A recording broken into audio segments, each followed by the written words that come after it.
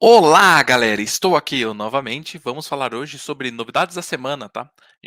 Vocês notaram que desde no começo do mês a gente está nesse novo formato, onde toda semana a gente manda algumas notícias, né? Falar algumas notícias aqui no domingo e na segunda-feira, no caso amanhã, a gente desce ali um pouco mais no detalhe de todas as novidades.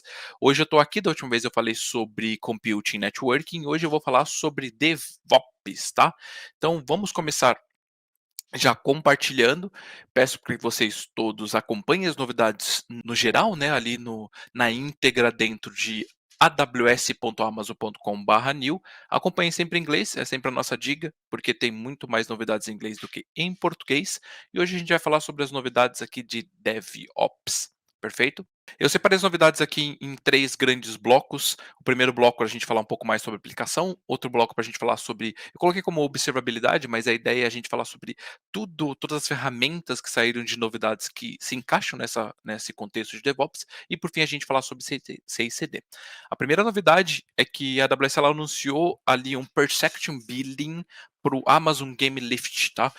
O Amazon Game Lift ele é uma solution da AWS responsável ali por fazer a escala, né? Fazer toda a gestão de building e auto-scaling de plataformas voltado a games, tá? Então a novidade aqui é que agora ela já está garantindo que esse tipo de pagamento, né, tipo de bilhetagem, ele fique na casa de segundos e não minutos como era antes. Apenas um parênteses, a Ubisoft ela utilizou desse recurso da Amazon quando ela lançou no ano passado o Roller Champions, que é um jogo especificamente ali da Ubisoft para questões de esportes no geral. E a novidade agora é realmente que você consegue fazer essa bilhetagem, né, dentro de segundos, na verdade, perfeito? Então isso acaba te dando muito mais vantagens para você utilizar o serviço de forma geral e pagando de uma forma muito mais justa. Seguindo nas novidades, a gente teve ali o GA para o Application Composer. Essa aplicação, né, esse novo serviço da AWS foi lançado no reInvent do ano passado. Tem um vídeo do reInvent do ano passado aqui da página do produto, bem interessante, onde eles mostram tanto a demonstração quanto a própria explicação mais aprofundada do serviço. E basicamente para que serve o serviço do Application Composer? Ele te dá graficamente a possibilidade de você criar seu serverless, né? Então, se você está nessa jornada de fazer migração de toda a sua infraestrutura para serverless, toda a sua parte de container para serverless, o Application Composer te dá essa possibilidade. Qual que é a grande vantagem dele? Você basicamente utiliza, tem um blog post, você basicamente utiliza ali um Canva, né, uma tela para você criar o diagrama o fluxo das suas conexões, e no final ele te vai gerar um IaaC, né, um Infrastructure as Service, as Code, já direto de toda a infraestrutura para você subir. Então a aplicação é um serviço bem interessante ali da AWS que você consegue dar, né, na verdade, aplicar isso para os seus desenvolvedores, ou mesmo para todo o seu analista de DevOps, e ele já conseguir garantir que vai sair com a sua infraestrutura como serverless já disponibilizada. Uma coisa bem interessante, a ferramenta, se você já tiver, por exemplo, uma stack em CloudFormation, você consegue fazer o upload dessa stack dentro da ferramenta, e a própria ferramenta já vai conseguir gerar alguns fluxos para você ali, e você conseguir transformar isso ou em Lambda ou em algum outro serviço no final. Então é bem interessante, ela vai conseguir ajudar bastante nessa migração ali para você construir o seu próprio serverless e acabar dependendo menos de poder computacional. Bacana. Seguindo, a gente tem o Amazon Coreto. O Amazon Coreto ele é uma resposta da AWS, né, um desenvolvimento da AWS para o OpenJDK, que é basicamente toda a suíte, né, o Java em si, em modo open source. Então, o Coreto ele é desenvolvido e suportado para a AWS. A novidade aqui é que ele já está disponível. A versão 20 dele já está disponível para download. Uma coisa bem importante, tá? Se vocês entrarem dentro da página do Amazon Coreto, da AWS em si, vocês não vão ver a disponibilidade do 20 para fazer download. Mas se você entra dentro da página de downloads, ele vai estar disponível, tá? Então você pode fazer isso via wget ou via curl ali, e a parte do Amazon Coreto, ele já vai estar disponível para todas as plataformas, seja ela Mac, Windows ou Linux, tá?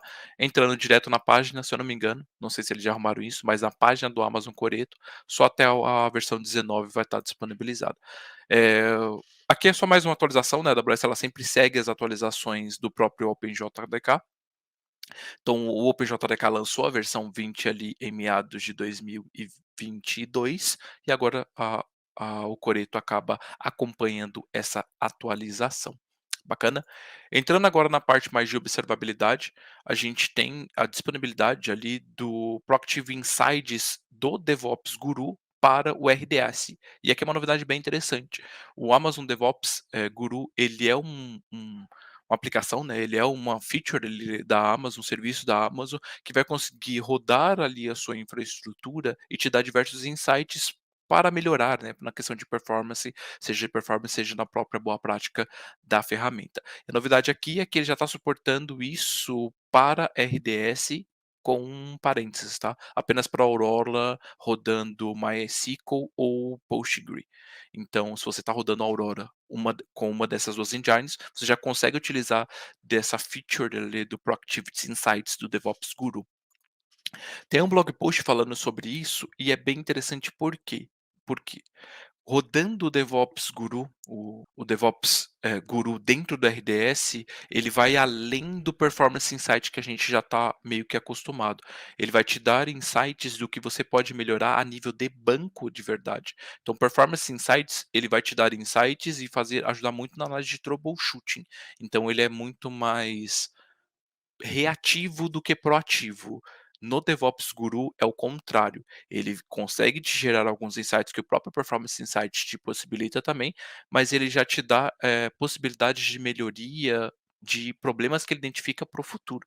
Então se ele está identificando, por exemplo, que o load do banco tem aumentado e ele saiu ali, tem uma anomalia dentro dele de 10, 20, 30%, isso é configurável, ele já te avisa que isso está estranho, precisa ser analisado. O Performance Insight não tem essa proatividade, né? Então você precisa entrar nele e fazer esse tipo de análise. Bem interessante a novidade, mas novamente só está disponível para Aurora na versão Postgre ou MySQL. Perfeito.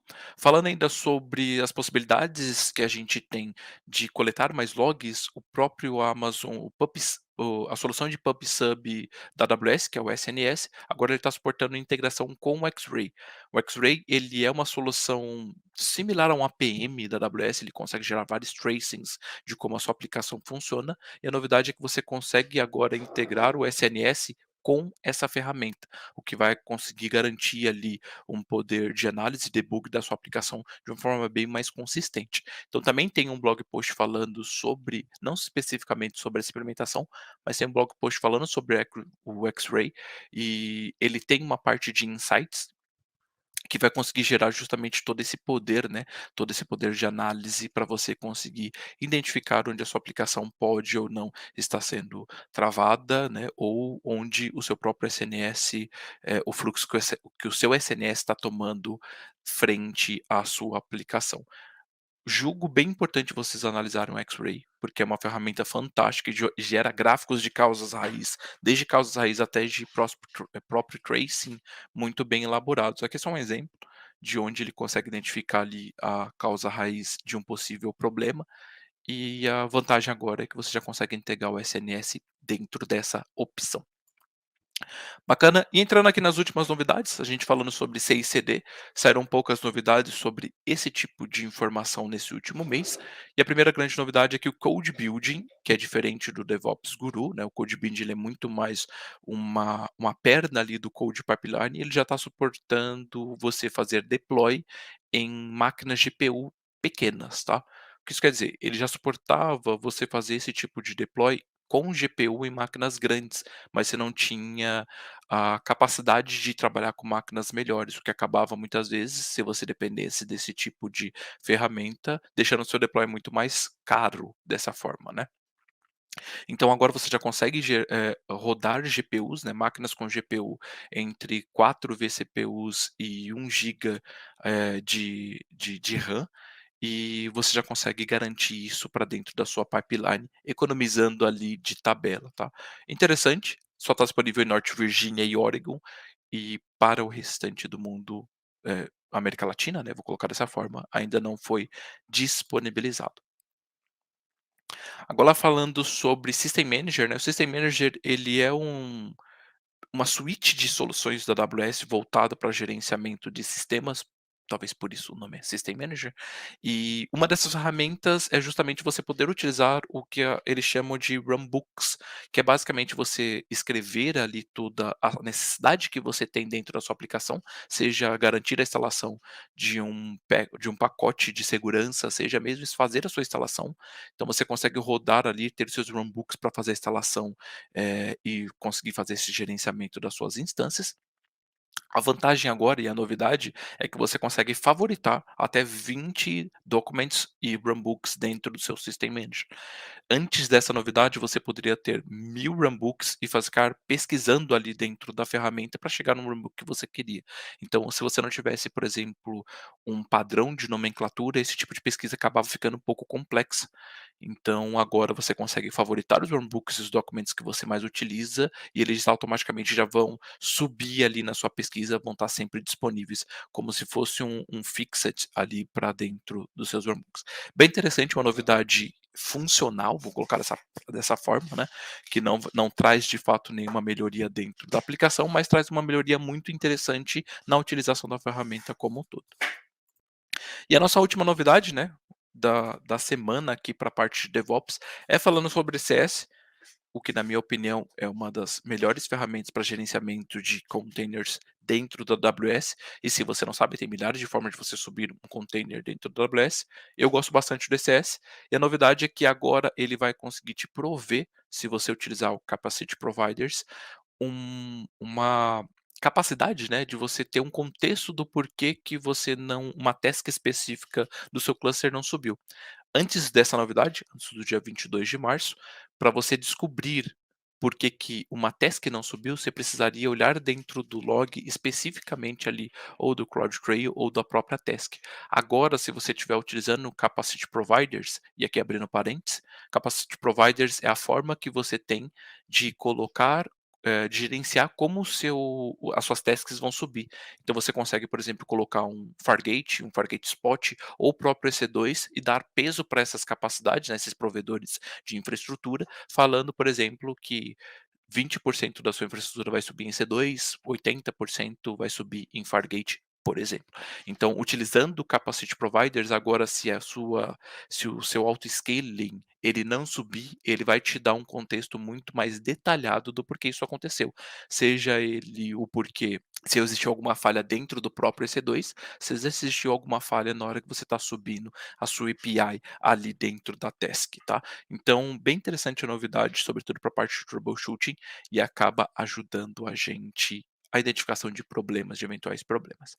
Perfeito? E essas são as novidades de forma geral. A gente falou novamente de forma bem rápida. Espero que vocês nos acompanhem amanhã nas novidades da semana, às 9 horas da manhã. Tchau, tchau, gente.